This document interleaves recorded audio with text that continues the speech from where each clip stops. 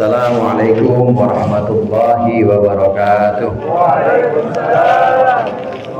Alhamdulillahi wa kafa, wassalatu wassalamu ala sayyidina Muhammadinil Mustafa wa ala alihi wa ashabihi ahli sidqi wal wafa. Amma ba'du. Segenap para ustaz, para hujjat, jamaah salat tarawih dan salat isya Masjid Mujahidin yang dimuliakan oleh Allah. Alhamdulillah, pada malam hari ini kita sudah berada di malam ke-16. Puasa kita sudah sampai pada puasa yang ke-15 sore tadi. Mudah-mudahan ini menjadi amal ibadah yang diterima oleh Allah. Amin ya rabbal alamin. Di malam yang ke-15 ini fenomenanya sama semua di masjid-masjid. Selain barisannya makin maju, emang jamaah hampir keluar-luar sendalnya. Jadi sendalnya jangan ada yang dibawa ke dalam, emang sampai keluar-keluar semua di seluruh masjid itu seperti itu. Hanya saja alhamdulillah pada malam hari ini kita masih bisa terus melanjutkan, bisa melakukan amalan-amalan di malam Ramadan ini, antara lain adalah sholat tarawih. Jamaah rahimakumullah, kalau kita pikirkan, kalau kita renungkan seluruh ibadah yang diwajibkan kepada kita umat Islam, itu ada bentuknya dan bisa kita lihat atau bisa kita dengar. Syahadat misalnya, itu yang merupakan rukun Islam pertama. Asyhadu an la ilaha illallah wa asyhadu anna Muhammadar Rasulullah. Kedengaran nggak tuh Pak? Kedengaran, kelihatan. Artinya bisa ditangkap, bisa didengar, atau bisa dilihat, bentuknya ada. Sholat yang kita lakukan ada berdirinya, ada juga rukunya, ada juga sujudnya, bentuknya kelihatan. Begitu juga sedekah atau zakat, ada bentuknya juga. Kita yang memberikan zakat dan kemudian mustahik yang menerima zakat itu kelihatan dan ada bentuknya harta yang memang kita infakkan atau kita sedekahkan. Udah sampai nisab atau belum, udah sampai syaratnya atau belum, itu kelihatan semua. Haji demikian juga. Cuma ada satu ibadah yang nggak kelihatan, bentuknya itu nggak kelihatan. Inilah ibadah puasa. Oleh karena itu ibadah puasa ini ibadah yang sifatnya berbeda dan istimewa, beda dengan ibadah-ibadah yang lain. Kalau ibadah-ibadah yang lain itu bentuknya adalah pelaksanaan. Kita melaksanakan sesuatu, melaksanakan perbuatan-perbuatan, mengucapkan bacaan-bacaan. Tapi kalau puasa itu adalah meninggalkan, bukan melaksanakan, tapi kita meninggalkan makan, minum, dan semua yang membatalkan puasa, itu aja. Bentuknya bagaimana? Bentuknya nggak kelihatan, nggak jelas bentuknya. Kalau sholat bentuknya jelas, zakat bentuknya jelas, puasa nggak jelas.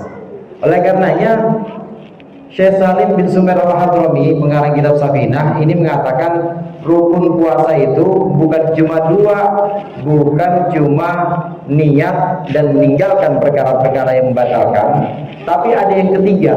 Yang ketiga itu shaim, artinya menghadirkan bentuk orang yang sedang berpuasa.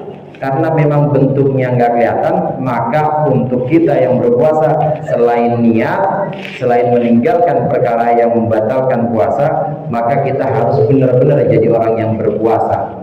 Dan itu saudara, yang tahu cuma kita dan Allah. Orang-orang nggak ada yang tahu. Kita habis makan, pokoknya kita lapin mulut kita biar kering dah, pokoknya biar kering. Orang-orang nggak ada yang tahu kita puasa apa enggak. Ini yang tahu cuma kita dengan Allah. Ini sebab kenapa puasa disebutkan sebagai ibadah yang istimewa, yang beda dengan ibadah-ibadah yang lain. Oleh karenanya keistimewaan puasa ini, maka Allah mengatakan bahwa puasa ini adalah ibadah-ibadah yang diwajibkan kepada umat-umat sebelum kita juga.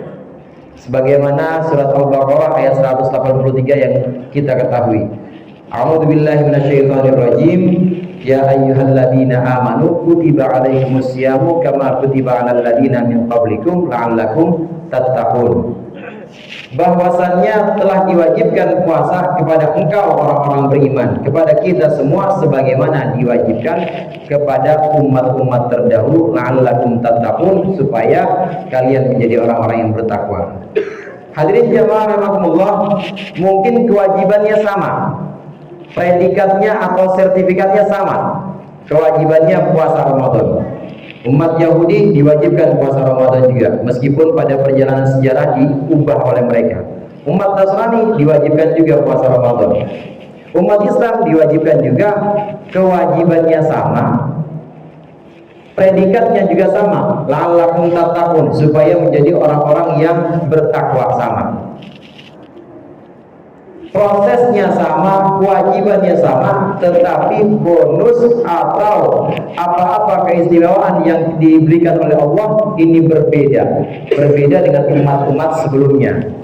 Kalau kita misalnya sama-sama kuliah atau sama-sama sekolah, ijazahnya sama, kewajibannya masuknya sama, pelajaran-pelajarannya semuanya sama, ijazahnya sama, tapi pengalaman dan bonus tentu beda. Ada yang lebih disayang sama guru, betul? Ada yang kemudian lebih dekat sama kepala sekolahnya. Demikian juga ibadah Ramadan ini diwajibkan kepada umat-umat terdahulu, sama juga kepada kita diwajibkan. Predikatnya atau sertifikat ijazahnya nanti akan menjadi la'allakum tattaqun. Cuma untuk umat Nabi Muhammad Allah berikan bonus, Allah berikan hadiah 5 yang tidak diberikan kepada umat-umat sebelumnya. Sabda Rasulullah SAW, beliau bersabda bahwasannya mu'tiyat ummati khamsa khisalin lam tuqahunna ummatun qablahum. Bahwasannya umatku Allah berikan di bulan Ramadan ini 5 perkara yang tidak diberikan kepada umat-umat sebelumnya. Boleh jadi kewajibannya sama, predikatnya muttaqin, tapi ini bonus 5 ini cuma buat kita umat Nabi Muhammad. Yang pertama yaitu khuluqu famis shaim atyabu min rihil miski. Untuk umat Nabi Muhammad, untuk kita, ketika kita berpuasa, maka mulut kita ini lebih wangi atau lebih utama dibanding bau misik atau bau kasturi. Jamaah rahimakumullah, yang dimaksud sabda Rasulullah ini adalah pahala ketika kita puasa dan kita membiarkan mulut kita tidak siwakan, apalagi setelah zuhur jangan gosok gigi, jangan siwak, makruh. Ini pahalanya lebih utama dibanding kita pakai minyak wangi. Bukan berarti mulut kita lebih wangi dibanding parfum, bukan. Jadi jangan coba-coba kita depan orang gitu, tetap aja bau mah bau. Tapi maksudnya bagaimana? Ganjarannya, pahalanya itu lebih utama dibanding pahala pakai minyak wangi. Sekarang kita tahu bahwa pakai minyak wangi sunnah apa enggak, Pak? Sunnah. Pakai minyak wangi itu sunnah. Ini kesunahan memakai minyak wangi kalah dibanding kesunatan, dibanding baunya mulut orang yang puasa. Kalau ditimbang tetap itu lebih utama bau mulutnya orang yang berpuasa. Sebagian ulama juga menafsirkan sabda Rasulullah ini bahwa bau mulut orang puasa itu lebih utama dibanding misik. Ini dijelaskan oleh para ulama bahwa orang-orang yang mati syahid, saudara, itu wangi. Orang-orang yang mati syahid, darahnya itu seperti misik, seperti kasturi yang wanginya benar-benar harum. Ini orang yang mati syahid, meskipun darahnya seperti ini, kalah wanginya dibanding mulutnya orang yang puasa. Enak gak tuh, Pak? Enak. Makanya kalau habis zuhur jangan gosok gigi, makruh, biarin aja begitu. Tapi juga jangan diumbar, di pahala. Itu cuma di sisi Allah, pahalanya lebih utama dibanding dengan menggunakan misik. Kemudian yang kedua sabda Rasulullah untuk umatku di bulan Ramadan ini, bahwasannya tastaghfiru lahumul hitan hatta yuftiru. Hewan-hewan termasuk diantaranya ikan ini memohon ampunan untuk umatku hingga mereka buka puasa, hingga mereka maghrib. Tadi pagi ada yang jalan-jalan, Pak, Dengerin nggak ayam mintain ampunan buat kita? Kagak kedengeran kita mah. Padahal itu ayam mintain ampunan. Allahumma gfir li ummati Muhammad, Allahumma gfir lis-shaimin. Itu ayam minta ampunan, kambing minta ampunan, semua minta ampunan, hatta al-hitan, hingga ikan itu minta ampunan. Kenapa Rasulullah sebutkannya di sini ikan? Pak, ikan itu punya lidah apa kagak? Wajib balik, ada lidahnya nggak ikan? Kagak ada. Yang nggak punya lidah aja itu memohonkan ampunan. Apalagi kayak robot yang gacor banget, itu memohonkan ampunan. Ini yang nggak punya lisan aja, ikan memohonkan ampunan untuk orang yang puasa. Allahumma gfir lis-shaimin min ummati Muhammad. Ya Allah, ampuni orang-orang yang berpuasa dari umatnya Nabi Muhammad. Ikan aja memohonkan ampunan. Ini yang kedua, untuk umat Nabi Muhammad di bulan Ramadan ini yang berpuasa, seluruh makhluk memohonkan ampunan, hingga ikan itu memohonkan ampunan kepada Allah untuk kita orang yang berpuasa. Kemudian yang ketiga, yuzayyinullahu jannatahu kulla yaum. Allah menghiasi surganya setiap hari. Allah menghiasi surga, menghiasi jannah, menghiasi surganya setiap hari. Lalu Allah bilang, surga, diam-diam di sini, kata Allah. Surga udah aku hiasi engkau, sudah aku persiapkan engkau, sudah aku perindah engkau, dan seluruh umat Muhammad, umat mukmin pada bulan ini sudah mempersiapkan dirinya untuk masuk kepadamu. Seluruh upayanya, semua biaya atau semua pengorbanannya ini diperuntukkan supaya dia masuk dalam engkau, wahai surgaku. Maka siap-siaplah, mereka akan masuk. Allah menghiasi surga setiap hari untuk kita orang-orang yang berpuasa. Kenapa demikian hadirin? Karena boleh jadi nanti belum Idul Fitri, di antara orang-orang berpuasa itu ada yang kemudian Allah panggil, sehingga husnul khatimah. Betapa banyak yang seperti ini, belum sampai Idul Fitri kemudian sudah Allah panggil, maka udah Allah siapkan. Karena Allah hiasin setiap hari, Allah hiasi surganya di bulan Ramadan ini untuk orang-orang yang berpuasa. Kemudian yang keempat, tusaffatu lahum maradatus syayatin. Bahwasannya kata Rasulullah, untuk umatku di bulan Ramadan ini, di bulan puasa ini, yang namanya setan itu diikat. Ini sering kita dengar, setan itu diikat. Yang mengikat setan itu puasa kita sendiri. Kalau bukan puasa kita yang ikat, ya nggak bisa. Orang-orang yang memang niatnya nggak puasa, ya pagi-pagi udah ngopi aja dia mah, niat juga nggak terawih enggak, ya maka setan nggak bakal bisa keikat. Belok mah belok aja ke warung Padang, belok mah belok aja ke yang ada hordingnya warteg.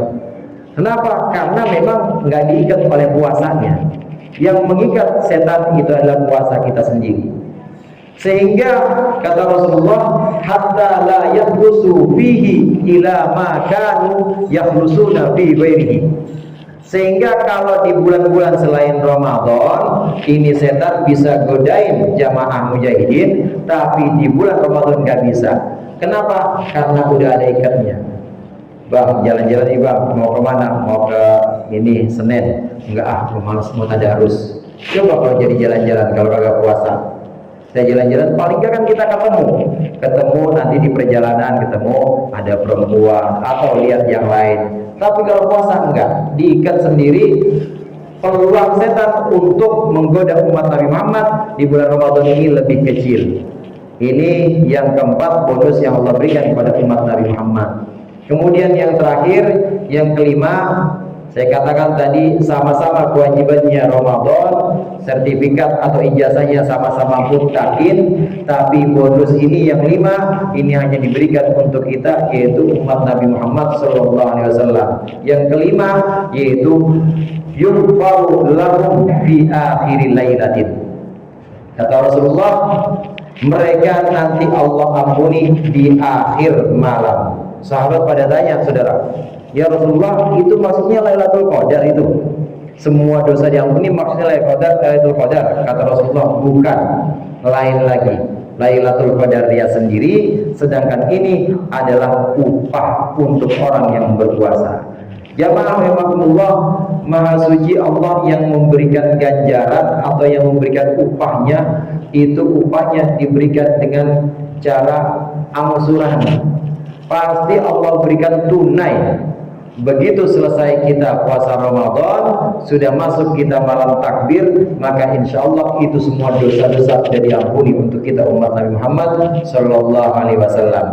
Ini 5 keutamaan, 5 hadiah yang Allah berikan kepada umat Nabi Muhammad, namun tidak diberikan kepada umat-umat sebelumnya. Mudah-mudahan kita bisa mendapatkan 5 hadiah dan 5 bonus ini dari Allah Subhanahu wa taala, dan Allah bimbing kita istiqomah terus hingga akhir Ramadan, dan kita bisa kembali suci pada hari Idul Fitri sebagaimana bayi yang dilahirkan oleh ibunya. Wallahul muwaffiq ila aqwamit thoriq. Wassalamualaikum warahmatullahi wabarakatuh.